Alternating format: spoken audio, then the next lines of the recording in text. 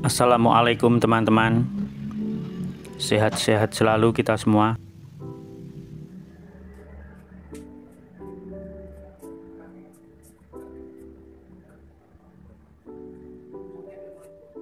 Sebelum meninggalkan masjid, selepas sholat subuh, kita buang sampah dulu yang ada di dalam masjid ke sampah luar yang bakal diangkut mobil sampah lingkungan.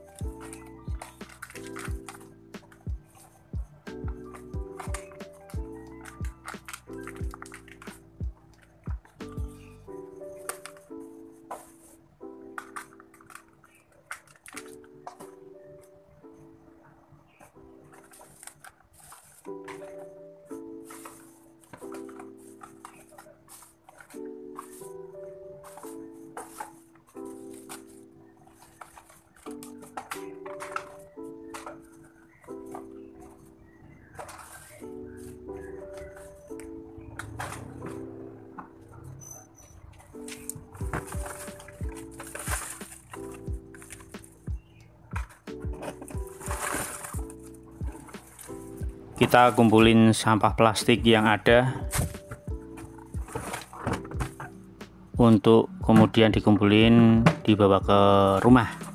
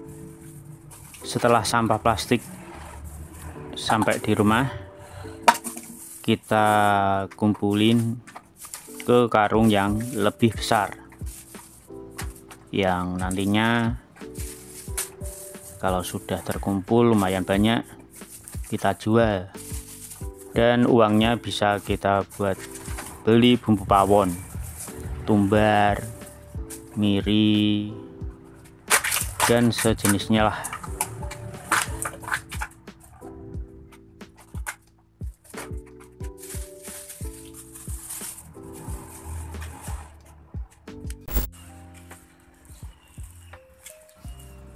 Hari ini kita pulang dari warung pinggir lapangan. Seperti biasa, sarapan pagi yang disponsori Akhi Anta. Dan kita pulang lewat kebun jati.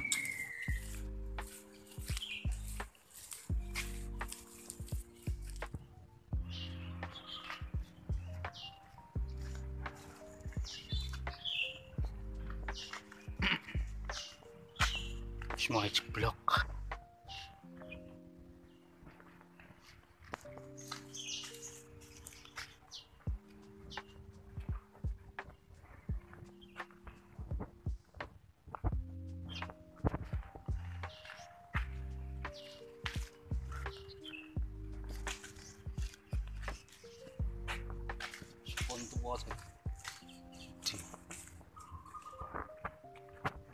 Ini tipe pelem kuwi. Tapi kayak gopeng apa iso dinganu kuwi. Gedhi no daripada liyane sing tiba.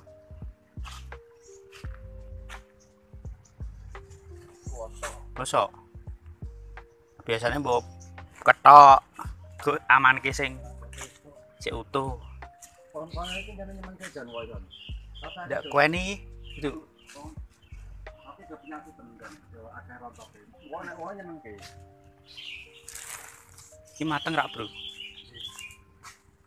Sukun. Ana loro kuwi lho. Sukun pentil, sukun pentil. Nek ra ana. Sukun pentil. Durung dadi malah digawe jangan. Gede tak mene iki, kae tuwa nek kae raban, iki rada tuwa iki. Iki rada tuwa iki.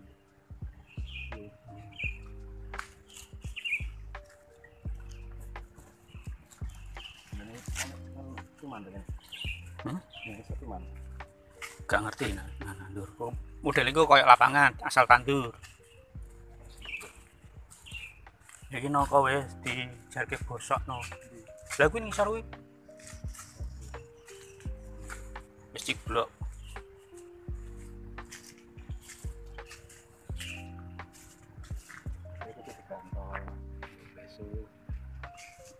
yang diprek ning kono yo besok dan strek di publik ada plastik gawon dicetar wih iya akuarium lho maksudnya itu berkopi iki bisa kan sih sigar-sigar toh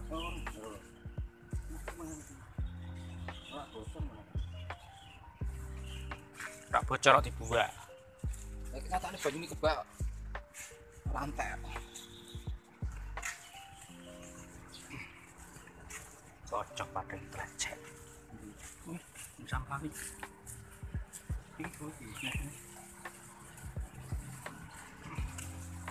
Kamu libur aja. Ya aman ke to. Kotone nek isih ngono aman ke to. Kuwi sing kualik lho. Sing kualik kuwi. Ya go hiasane omahmu to. Foto sing nemu di ngono to, dilebokke kono to.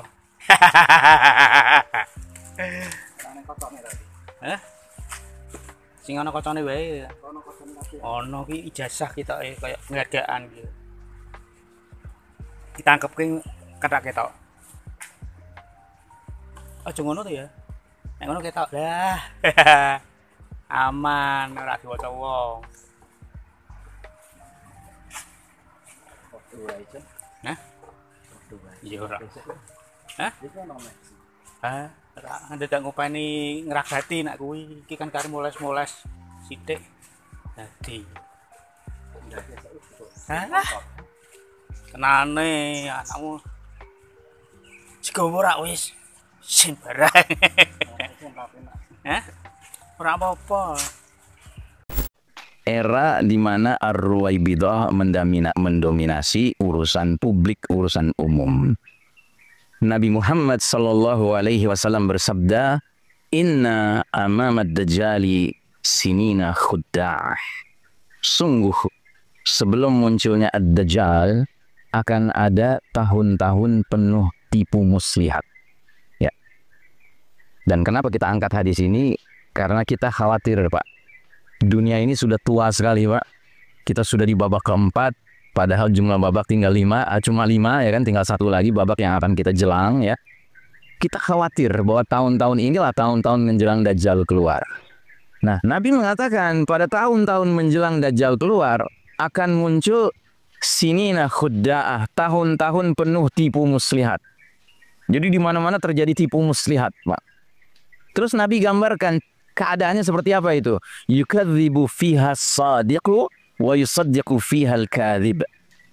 Tahun-tahun penuh tipu muslihat itu orang jujur didustakan, sedangkan pendusta dibenarkan.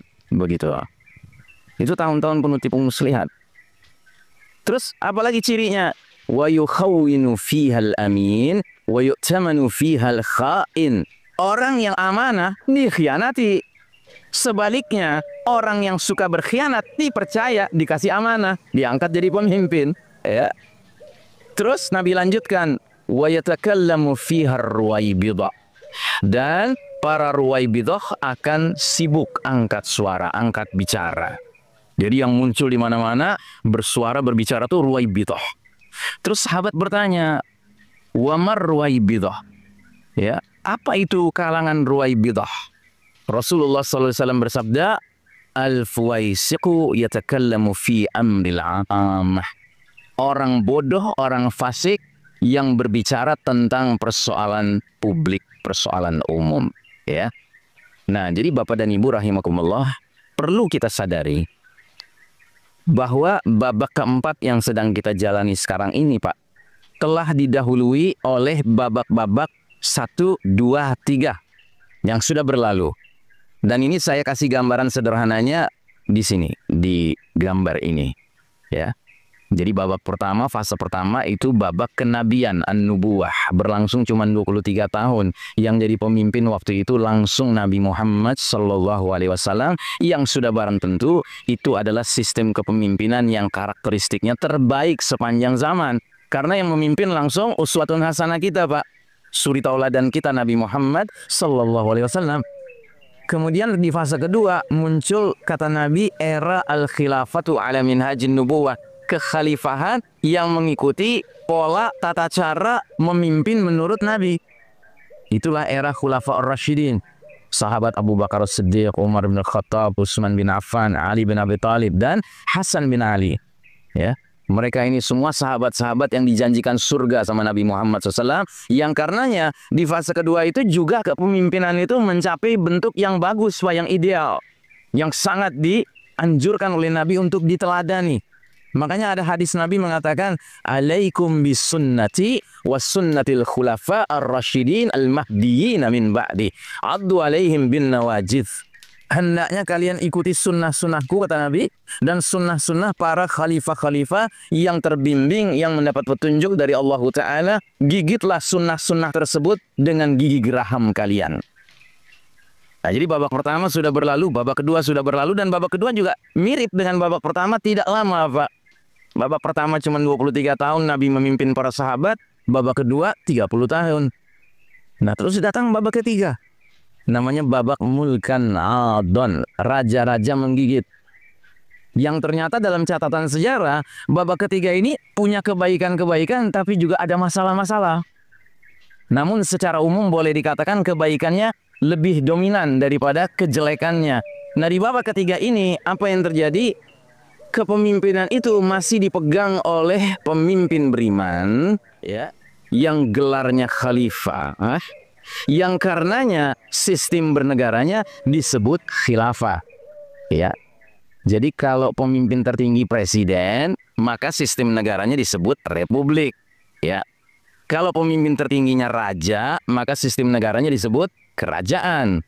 Nah, kalau pemimpin tertingginya khalifah, berarti sistem kenegaraannya namanya khilafah ya. Nah, karenanya di babak ketiga ini dia khilafah, maka masih banyak kebaikannya, Pak. Kenapa? Karena minimal kalau dia disebut khilafah, berarti sumber nilai, sumber norma, sumber hukum adalah kitabullah was sunnatin Nabi SAW. Ya.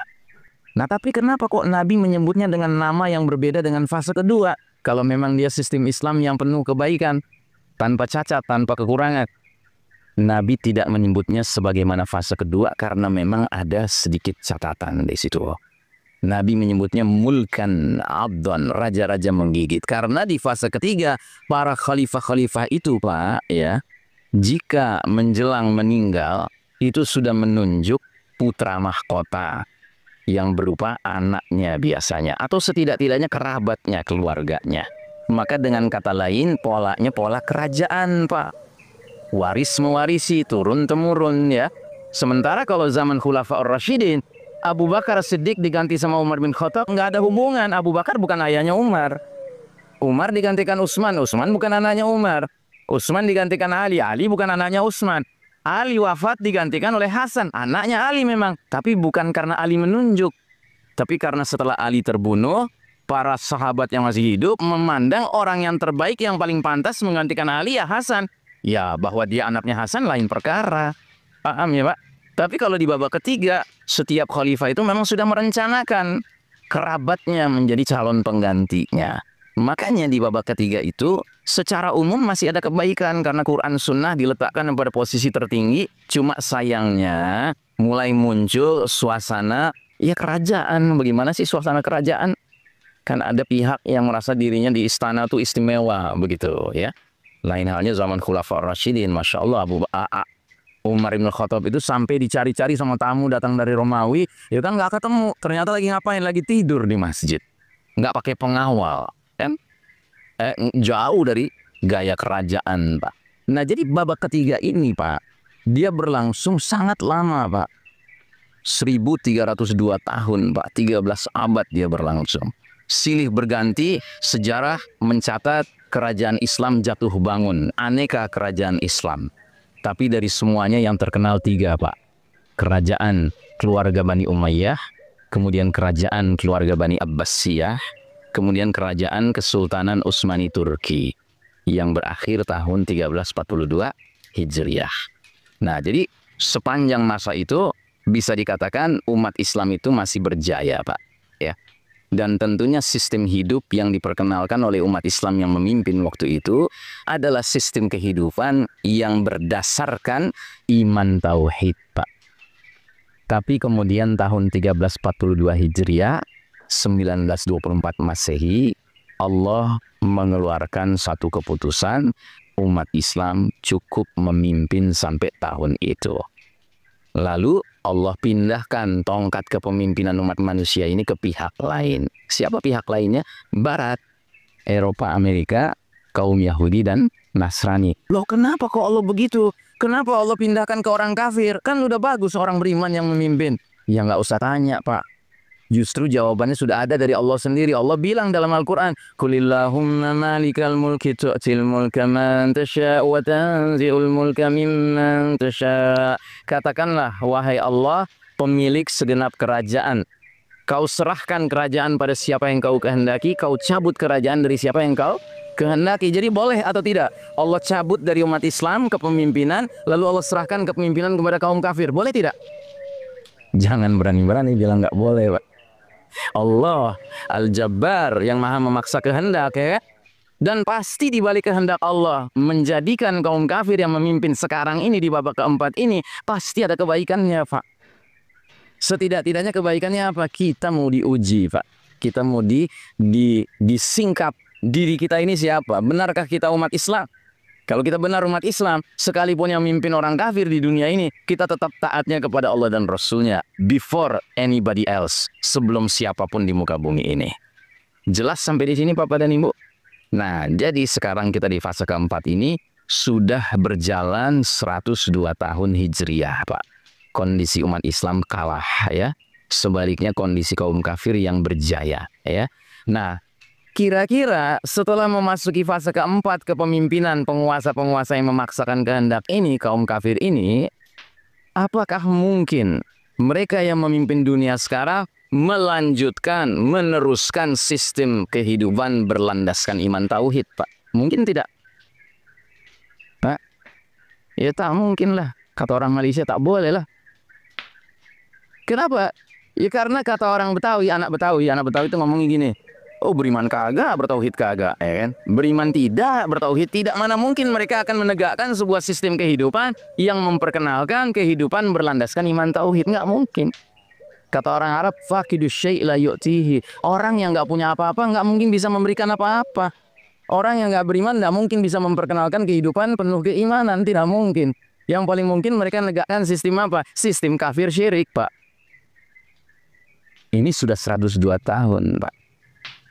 Jadi selama 1342 tahun Hijriah, umat Islam memegang tampuk kepemimpinan.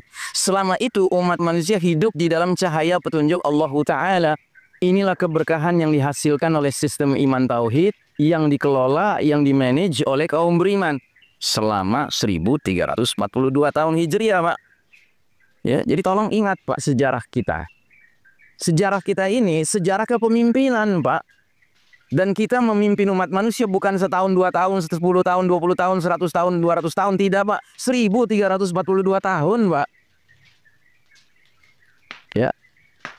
Nah, jadi namun begitu, Allah kemudian mencabut hak kepemimpinan umat Islam, maka Allah izinkan kaum kafir Yahudi Nasrani memimpin dunia. Belum sampai 100 tahun menurut kalender Masehi, ya, karena kejadian 1342 Hijriah ini tahun 1924 Masehi, Pak.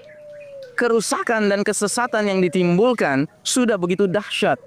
Umat manusia dipaksa hidup di dalam kegelapan laksana malam yang gelap gulita. Tadi sudah saya jelaskan apa maksudnya kegelapan itu, ya. Terus selanjutnya, kaum kafir Yahudi Nasrani ini merancang, membangun, dan mengokohkan tegaknya sistem kafir syirik yang kemudian mereka perkenalkan dengan nama Novus Ordo Seclorum. Ini bahasa Latin, Pak. Alias New World Order, tatanan dunia baru, ya. Mereka menyebutnya demikian karena mereka ingin mempertentangkan dengan mana? Dengan zaman sebelum mereka memimpin, Pak. Zaman sebelum mereka memimpin kan siapa yang memimpin? Siapa yang memimpin sebelum mereka memimpin? Kita kan, umat Islam kan? Dengan petunjuk Allah, petunjuk Rasul, ya. Nah, jadi mereka ingin menggambarkan bahwa semenjak mereka memimpin, dunia ini masuk dalam tatanan dunia baru. Yang berarti tatanan dunia lama, ya ditinggalkan saja. Jangan ditengok-tengok lagi. Dan mereka bikin semua cerita, semua film, semua pembentukan opini yang menggambarkan seolah-olah tatanan dunia lama itu mesti dianggap haram, ilegal. Begitu. Dan cilakanya sebagian saudara muslim kita menelan, ya, penyebar luasan pemahaman mereka. Sehingga bisa jadi sekarang, Pak, ada muslim yang mengatakan bahwa sistem kehidupan terbaik adalah yang fondasinya sudah dibangun oleh PBB. Ya kan? Bayangkan, Pak, memang PBB siapa yang bikin? Yahudi, Pak. Terus kita percaya dengan fondasi kehidupan yang dibangun oleh PBB yang katanya lebih setara, ya kan? Lebih berlaku adil, ya. Nauzubillahi min dzalik, ya. Ini berarti orang seperti ini sudah termakan sama maunya Yahudi Nasrani, Pak.